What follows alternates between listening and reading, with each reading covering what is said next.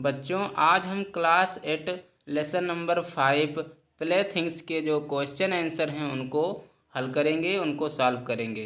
पिछली वीडियो में हमने लेसन नंबर 4 के क्वेश्चन आंसर को सॉल्व किया था। अब हम लेसन नंबर 5 के जो क्वेश्चन आंसर हैं उनको सॉल्व करेंगे, उनको लिखेंगे। तो पेन और कॉपी लेकर बैठ जाइए और आप हमारे साथ जो क्वेश्चन और उनके आंसर हैं उनको लिखते चलिए। इस वीडियो में हम क्वेश्चन का हिंदी अनुवाद भी बताएंगे और उत्तर का भी, आंसर का भी हिंदी अनुवाद बताएंगे। तो अगर आपको लग रहा है कि वीडियो फास्ट हो रहा है, वीडियो तेज़ी से चल रहा है, तो आप वीडियो को पॉज करके यानी कि रोक करके जो है आप वीडियो को रोक करके उसके बाद जो है आप क्वेश्चनों को लिख सकते हैं। तो चलिए वीडियो स्टार्ट करते हैं।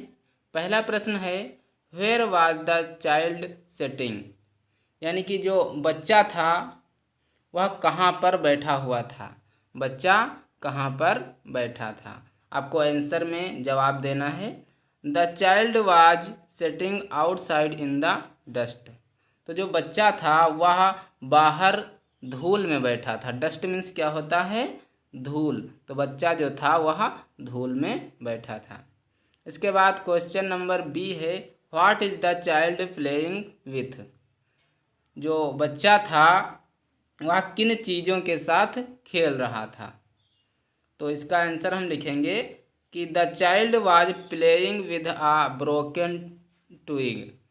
अब ब्रोकन ट्विग का अर्थ होता है कि टूटी टहनियाँ। ब्रोकन मीन्स टूटी हुई, ट्विग मीन्स टहनियाँ।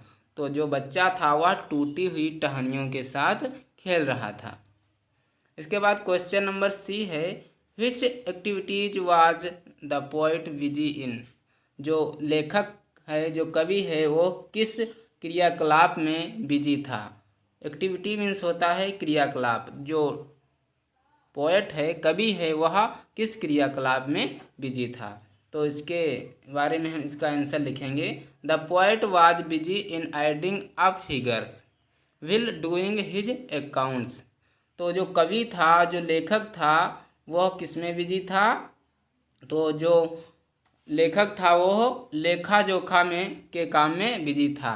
किसमें? अकाउंटेंट के काम में बिजी था, यानी कि लेखा जोखा के काम में बिजी था। और वह एडिंग कर रहा था, यानी कि जोड़ रहा था अपना लेखा जोखा, उनके अंकों को जोड़ रहा था। इसके बाद क्वेश्चन नंबर डी है, what has the poet forgotten. यानी कि जो कवि है वह क्या भूल रहा था। कवि क्या भूल रहा था। तो इसका आंसर लिखेंगे, the poet has forgotten the art of getting absorbed in the play of sticks and mud pies. जो लेखक था, जो कवि है, वह मिट्टी के साथ जो कीचड़ है उसको भूल रहा था और टहनियों को जो है वह भूल रहा था। क्योंकि जो लेखक है वो अपने अकाउंटेंट के काम में बिजी था, यानी कि अपने जो उनका लाइफ के रुपये पैसे के चक्कर में, यानी कि पैसों के चक्कर में पड़ा हुआ था और अपने बचपन की चीज़ों को वह भूल रहा था। जो मड पीस है, यानी कि जो मिट्टी का जो कीचड़ होता है उसको वो भूल रहा था, और जो स्टिक्स हैं, जो टहनियाँ हैं, उनको भूल रहा था। इसके बाद है question number E, what did the poet struggle to cross. जो कवि है, तो कवि को किस चीज़ को, यानी कि कवि को किसको पार करने के लिए स्ट्रगल करना पड़ रहा था। तो इसका आंसर लिखेंगे, the poet struggled to cross the sea of his desire in his weak canoe. तो जो कवि है वह स्ट्रगल कर रहा था क्रॉस करने की सी ऑफ हिज डिजायर, यानी कि अपनी इच्छाओं को क्रॉस करने, पार करने के लिए स्ट्रगल कर रहा था। इन हिज वीक कैनन, यानी कि अपनी छोटी सी, यानी कि कमज़ोर डोंगी के सहारे वह अपनी इच्छाओं को पार करने के लिए स्ट्रगल कर रहा था, परिश्रम कर रहा था।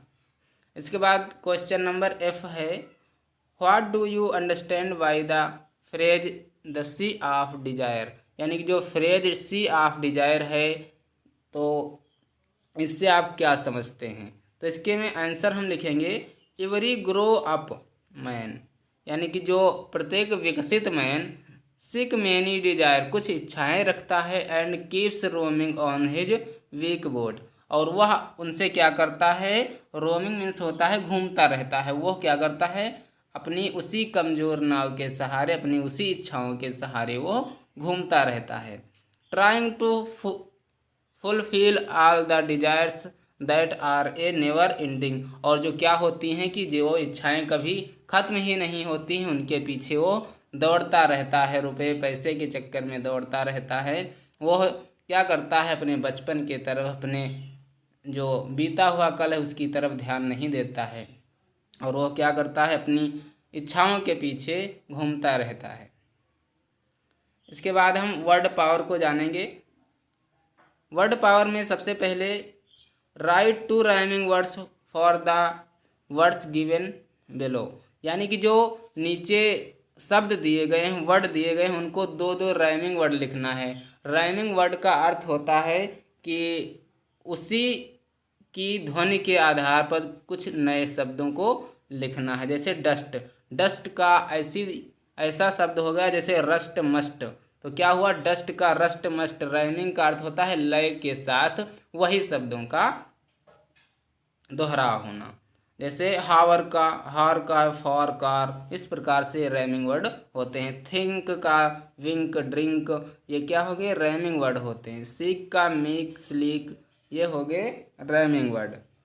इसके बाद है दूसरा है hockey is a sport which is play with a stick and a ball. जो हॉकी है वह खेली जाती है स्टिक एंड अ बॉल, यानी कि छड़ी से और एक बॉल से क्या करी जाती है? क्या की जाती है? जो हॉकी है वो खेली जाती है। Given below are some games, यहाँ नीचे कुछ गेम दिए गए हैं। Write what they are played with, जो उनके साथ लिखो व्हाट दे आर प्लेड, जो उनके साथ खेले जाते हैं। यानी कि नीचे लिखे हुए जो गेम हैं उनको आपको लिखना है कि कौन किससे खेला जाता है। जैसे हॉकी, हॉकी किससे खेली जाती है? तो हॉकी के लिए ये हॉकी स्टिक, यानी कि एक हॉकी छड़ी होती है, एंड अ बॉल, और एक बाल होता है। क्रिकेट, क्रिकेट किससे खेला जाता है? आपको सभी को पता होगा, एक क्रिकेट बॉल होगा और एक बैट होगा, यानी कि बॉल और बैट दो होंगे तभी तो क्रिकेट खेला जाएगा। तो ये क्या है? ये जो हैं गेम जो है इनके साथ खेला जाता है। अगर आपको वीडियो थोड़ा फास्ट लग रहा है तो वीडियो को पॉज कर सकते हैं, और उसके बाद जो है आप अपनी कॉपी में इन सारे प्रश्नों को लिख सकते हैं। स्केचिंग, रोलर स्केच, स्केचिंग किससे खेला जाता है? रोलर स्केच से खेला जाता है। बैडमिंटन किससे खेला जाता है? बैडमिंटन रॉकेट होता है, एंड शटल कॉक होता है जिसको हम शटल कॉक होता है जिसको हम चिड़िया भी बोलते हैं। एक बैडमिंटन रॉकेट और एक चिड़िया होती है। फुटबॉल, अब फुटबॉल किससे खेला जाता है? तो एक फुटबॉल होता है, उसी से फुटबॉल खेला जाता है। तो ये थे क्वेश्चन नंबर, तो ये थे क्लास 8 के जो आपके क्वेश्चन नंबर थे लेसन नंबर 5 के, उनको हमने हल किया।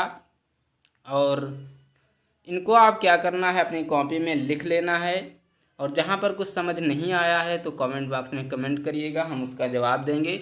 और आपको जाना है डिस्क्रिप्शन में, वहाँ पर व्हाट्सएप ग्रुप का लिंक दिया गया है जहाँ पर हम सभी वीडियो डालेंगे, आपको पता चल जाएगा। वैसे भी अगर आप हमारे चैनल को सब्सक्राइब कर लेंगे और नोटिफिकेशन का जो बेल आइकन है उसको दबा देंगे तो आपको वीडियो की नोटिफिकेशन पहुँच जाएगी। और आपको जो भी हम लेसन नंबर 5, 6, 7, 8, 12, 13, 17 तक जितने भी प्रश्न जो हैं, जितने भी लेसन हैं, उनको हम जब पढ़ाएंगे तब जो है आपको नोटिफिकेशन पहुंच जाएगा और आप अपनी कॉपी में उसे नोट कर सकते हैं। तो आज के लिए इतना ही, मिलते हैं अगले वीडियो में, तब तक के लिए जय हिंद, नमस्कार।